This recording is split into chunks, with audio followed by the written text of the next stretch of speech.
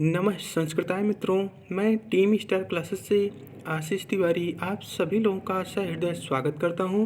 साथियों, प्रश्न श्रृंखलाओं को आगे बढ़ाते हुए संस्कृत का अहम भाग जो कि आपके यूपी टेट की एग्ज़ाम में यहां से प्रश्न आ सकते हैं, तो इन्हीं उम्मीदों के साथ हम चल रहे हैं प्रश्न की शुरुआत करने और वीडियो के अंत तक बने रहिएगा। तो यहाँ पर प्रश्न संख्या 76 क्या कह रहा है कि संस्कृत व्याकरण में कितने अच हैं। संस्कृत व्याकरण में कुल कितने अच हैं। तो यहाँ अच का मतलब जानते हैं क्या है? अच का मतलब होता है आपका स्वर, समझ रहे हैं ना। और स्वर तो आपको पता ही है, आ ई उ री री ए ऐ ओ। तो ये आपके अच जो है स्वर है, और ये संख्या में कितने हैं? तो ये संख्या में आपके 9 हैं, इसलिए ऑप्शन आपका ए बिल्कुल सही होगा। अच प्रत्याहार स्वर के लिए प्रयोग किया जाता है, और साथ ही साथ अच प्रत्याहार में 9 वर्ण आते हैं, और वो क्रमशः हैं आ ई उ री री ए ओ ऐ औ। तो ये आपके 9 जो हैं अच स्वर हैं।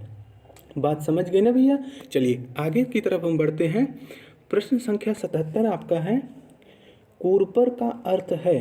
कूर्पर का अर्थ है, ऑप्शन है आपका कपूर, कमर, कोहनी या कपाल। तो यहाँ पर जो है ऑप्शन आपने रीड किया, कपूर, कोहनी, कमर, कपाल। तो कूर्पर का अर्थ आपका होगा कोहनी। क्लियर? इसका बी ऑप्शन बिल्कुल सही है। कूर्पर का अर्थ क्या होता है? कोहनी। तो हम आपको इसके पहले भी कई बार आपसे हम इंगित आपको निर्देशित किए थे कि आप जो है अपने शरीर के अंगों के नाम, अपने घरेलू संसाधनों के नाम और फूलों पत्तियों के नाम, इनको जो है संस्कृत में याद कर लीजिए, 1 नंबर आपका अवश्य आता है। समझ रहे हैं ना?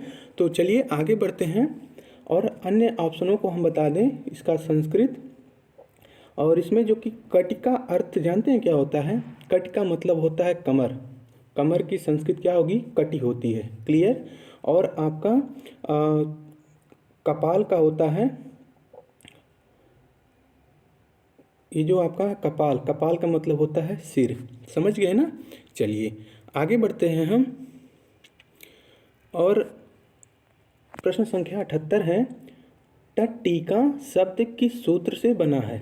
टट्टिका शब्द किस सूत्र से बना है? ऑप्शन आपके आप सामने है, अस्तोह इष्णा इष्यु, झलाम जसोवंते, एंग परिरूपम, और डी ऑप्शन आपका है इष्टुनाष्टु।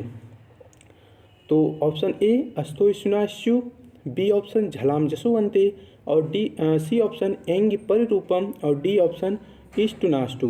तो प्रश्न क्या कह रहा है? टट्टिका शब्द किस सूत्र से बना हुआ है? तो टट्टिका शब्द आपका इष्टुनाष्टु यानी इष्टुत संधि के सूत्र से बना है। तो इसका सही जवाब आपका क्या होगा? इष्टुनाष्टु। डी ऑप्शन बिल्कुल सही है। तो इष्टुनाष्टु से जो है टट्टिका शब्द का जो है टट्टिका शब्द निर्मित हुआ है। समझ रहे हैं ना? तो हम आपके इसके व्याख्यान को बता दें टट्टिका के बारे में। टट्टिका शब्द जो है आपका इष्टुनाष्टु यानी इष्टुत्व, इष्टुत्व संधि का जो है सूत्र क्या है? इष्टुनाष्टु है। ये आपका क्या है? ये आपका सूत्र है। और किसका सूत्र है? तो ये जो है आपका इष्टुत्व संधि का। समझ रहे हैं ना? तो ये जो है इष्टुत्व संधि का सूत्र से बना हुआ है। और जो इसका नियम है हम आपको बता दें, अस्तो इष्टुनाष्टु यानी यदि आपको सा या ता वर्ग के बाद जो है या फिर पहले जो है सा या टा वर्ग कोई भी आए, तो क्रमशः जो है सा और ता वर्ग के स्थान पर आपका सा या टा वर्ग हो जाता है। और यहाँ पे आप देख रहे हैं, समझ रहे हैं ना? सा और ता वर्ग के बाद जो है क्रमशः सा के स्थान पर आप ये मूर्धन्य सा कर देंगे, और जो है ता के स्थान पर एक मिनट, हाँ, ता के स्थान पर आप टा कर देते हैं, और जो कि यहाँ पर ये हुआ है। तो यानी इसका जो है तत् धन टीका। समझ रहे हैं ना? और ये वाला जो ता है आपका किस में बदल जाएगा, टॉ में बदल जाएगा। समझ रहे हैं ना। तो यही जो है टट्टिका जो कि स्टुनार्स सूत्र से निर्मित हुआ है और यह ष्टुत्व संधि का उदाहरण है। क्लियर हो गई बात ना। चलिए आगे की तरफ हम बढ़ते हैं। प्रश्न संख्या आपका है 79। भक्तैर नम्यते में संधि है। भक्तैर नम्यते में संधि है, इसमें संधि क्या होगी अब आपको बताना है। ऑप्शन आपके सामने है, स्वर संधि, व्यंजन संधि, विसर्ग संधि, इनमें से कोई नहीं। तो भक्तैर नम्यते में आपका क्या होगा बताइए आप। तो इसका जो है विसर्ग संधि होगा। अब वो कैसे उसको हम बता दें। ये आपका सी ऑप्शन बिल्कुल सही है, विसर्ग संधि होगा भक्तैर नम्यते में। तो चलिए हम बताते हैं कैसे होगा। तो इसमें जो है यह विसर्ग संधि का सूत्र है विसर्जनीयस्य यस्य स। तो ये विसर्ग संधि का सूत्र क्या होता है, विसर्जनीयस्य यस्य स। तथा जो है आपको बता दें भक्तैर नम्यते में संधि विच्छेद क्या होगा, भक्तै धन और उसके बाद आपका क्या बनेगा, नम्यते। समझ रहे हैं ना, भक्तै धन नम्यते। और यहाँ पर जो आपका विसर्ग रा है, ये जो है विसर्ग रा जो है रा जो है आपका फिर जब एक करेंगे तो ये जो है रा जो है ना पे चला जाएगा। समझ रहे हैं ना। लेकिन जब आप उसको संधि करेंगे तब संधि विच्छेद में जो है आपका ये तब ऊपर वाला रा जो है नहीं रह जाता है। समझ रहे हैं ना हमारी बात को। चलिए आगे बढ़ते हैं। माफ़ कीजिएगा, ये विसर्ग जो होता है ना, यही जो है कन्वर्ट होके रा में चला जाता है, रा में परिवर्तित होकर, और जब आप उसका संधि कर देते हैं यानी इस रूप में करते हैं तो ये जो है रा जो है आपका ना में रा में परिवर्तित होकर ना के ऊपर चला जाता है। समझ गए ना आप हमारी बात को। चलिए आगे बढ़ते हैं। प्रश्न संख्या 80 है आपका, क्री धातु से लट लकार प्रथम पुरुष एक वचन का रूप बनेगा। क्री धातु से लट लकार प्रथम पुरुष एक वचन का रूप बनेगा। ऑप्शन है क्रीडाति, क्रीडति, करोति या क्रीडाति। तो इसका जो है आपका जानते हैं क्या बनेगा, चलिए हम बता दें आपको। एक वचन में आपका करोति कुरुतः कुर्वन्ति, करोति कुरुतः कुर्वन्ति। तो ये जो है आपका क्या पूछ रहा है, लट लकार में, और वो भी प्रथम पुरुष में और एक वचन के रूप में। तो आपका क्री धातु में आपका क्या बनेगा, सी ऑप्शन करोति। अभी हमने आपसे बताया करोति कुरुतः कुर्वन्ति। तो कुरुतः आपका द्विवचन में और कुर्वन्ति आपका बहुवचन में, और यहाँ पे करोति आपका क्या है, तो जो है आपका एक वचन में है और प्रथम पुरुष में है, और यह वर्तमान काल में, यानी लट लकार। लट लकार को हिंदी में क्या कहते हैं, तो वर्तमान काल कहते हैं। समझ गए ना। चलिए आगे बढ़ते हैं हम। अगला प्रश्न आपके सामने है, मह्यम में कौन सा वचन और विभक्ति है। मह्यम में आपका कौन सा वचन है और विभक्ति है। तो ऑप्शन आपके सामने है, तृतीया विभक्ति एक वचन है, चतुर्थी विभक्ति बहुवचन है, या फिर चतुर्थी विभक्ति एक वचन है, या फिर पंचमी विभक्ति एक वचन है। तो इसका जवाब आप बताइए, मह्यम में कौन सा वचन या विभक्ति है। तो आपको बता दें इसका जो है मह्यम शब्द जो कि आपका असमत धातु का चतुर्थी विभक्ति एक वचन का रूप है। समझ रहे हैं ना। ये जो है मह्यम शब्द आपका किससे परिवर्तित हुआ है, असमत धातु से। असमत धातु से जो है ये निकला हुआ है, यानी इसका अर्थ होता है मैं। समझ रहे हैं ना। तो ये जो है असमत धातु से निकला हुआ है, और ये जो है चतुर्थी विभक्ति जो है एक वचन का रूप होगा। समझ रहे हैं ना। इसका जो है चतुर्थी में आपको बता दें इसका रूप कैसे चलेगा, मह्यम आवाभ्याम अस्मभ्य। समझ रहे हैं ना। ये चतुर्थी विभक्ति में आपका इसका रूप बनेगा। तो इसका सही ऑप्शन चतुर्थी विभक्ति एक वचन, सी ऑप्शन बिल्कुल सही है। क्लियर हो गई बात ना। चलिए आगे बढ़ते हैं हम। यहाँ पे पूछ क्या रहा है आपका 82 नंबर, प्रश्न संख्या 82, उपसर्गों की संख्या है। उपसर्गों की संख्या कितनी है, 20 है, 40 है, 22 है, या इनमें से कोई नहीं। तो उपसर्गों की संख्या आपकी कितनी है, फटाफट बताइए।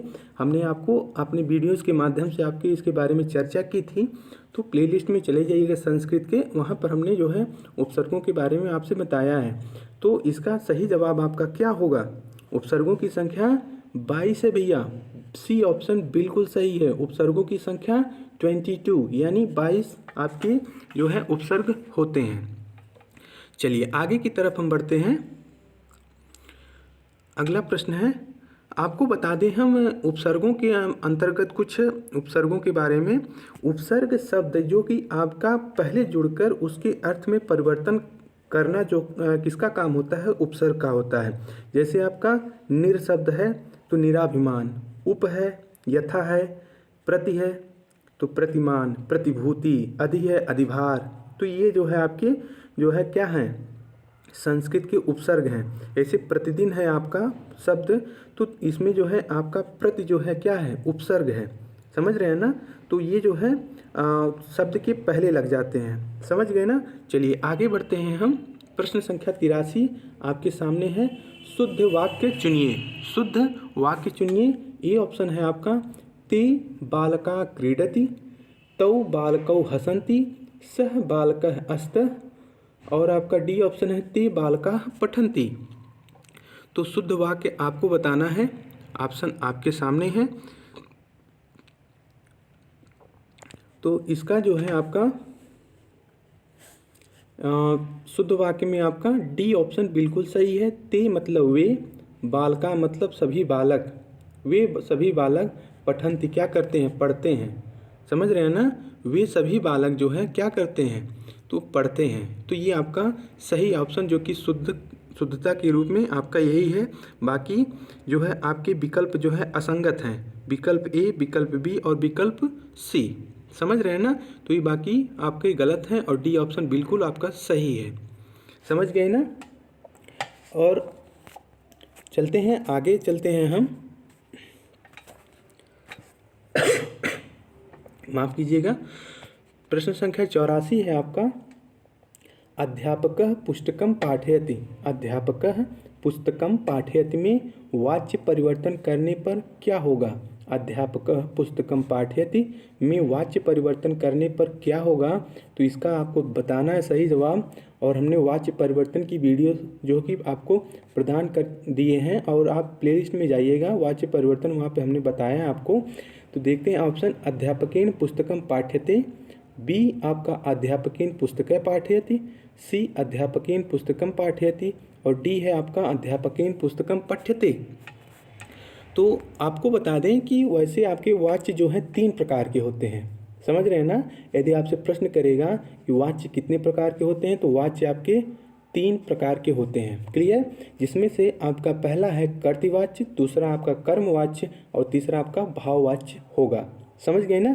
और आपको बता दें, जब हम कर्तृवाच्य को कर्मवाच्य में बदलते हैं तो तो जो है आपका सबसे पहले कर्ता को हम क्या करते हैं, तृतीया विभक्ति तथा मूल धातु में जो है यत जोड़ देते हैं। और उसके साथ साथ आपको बता दें, और उपरोक्त में जो है आपका वाच्य परिवर्तन वाक्य होगा। जो यहाँ पर वाक्य आपसे क्या पूछा है, अध्यापक पुस्तकं पाठयति, तो इसका सही जवाब होगा अध्यापकेन पुस्तकं पठ्यते। तो ये जो है आपका तृतीया में जाएगा, अध्यापकेन हो जाएगा। पुस्तकम का पुस्तक तो ही रहेगा क्योंकि ये आपका कर्म है। क्लियर। और इसमें परिवर्तन पाठ्यते में होगा, तो इसका भी तीसरे में परिवर्तित हो जाएगा, यानी ये हो जाएगा पठ्यते। समझ रहे हो ना। तो ये आपका डी ऑप्शन बिल्कुल सही है, अध्यापकेन पुस्तकं पठ्यते। समझ गए ना। चलिए आगे बढ़ते हैं हम। यहाँ पर अगला प्रश्न आपके सामने है। 85 संख्या, कुवलयम पर्यायवाची है। कुवलयम पर्यायवाची है, किसका है, अशोक का है, कमल का है, कुंद पुष्पम का है, या मालती पुष्प का है। तो कुवलयम किसका पर्यायवाची है, इसका आपको बताना है। तो इसका सही जवाब आपका होगा कुवलयम का कमल। समझ रहे हैं ना, कमल। और इसको हम आपको पंकज भी बोलते हैं। समझ रहे हैं ना कमल को। तो आप अन्य पर्यायवाची भी आप देख लीजिएगा, और हमने प्लेलिस्ट में पर्यायवाचियों की जो एक वीडियो आपके समक्ष हमने रखी है, तो देख लीजिएगा आप वहाँ पे जाके। तो कुवलयम का जो है पर्यायवाची क्या होगा, कमल होगा। क्लियर हो गई बात ना। और साथ साथ आपको बता दें कि कमल के जो अन्य पर्यायवाची में हमने पंकज बताया, और नीरज इसका भी होगा, तोयज भी होगा, अंबुज होगा। समझ गए ना। चलिए आगे बढ़ते हैं।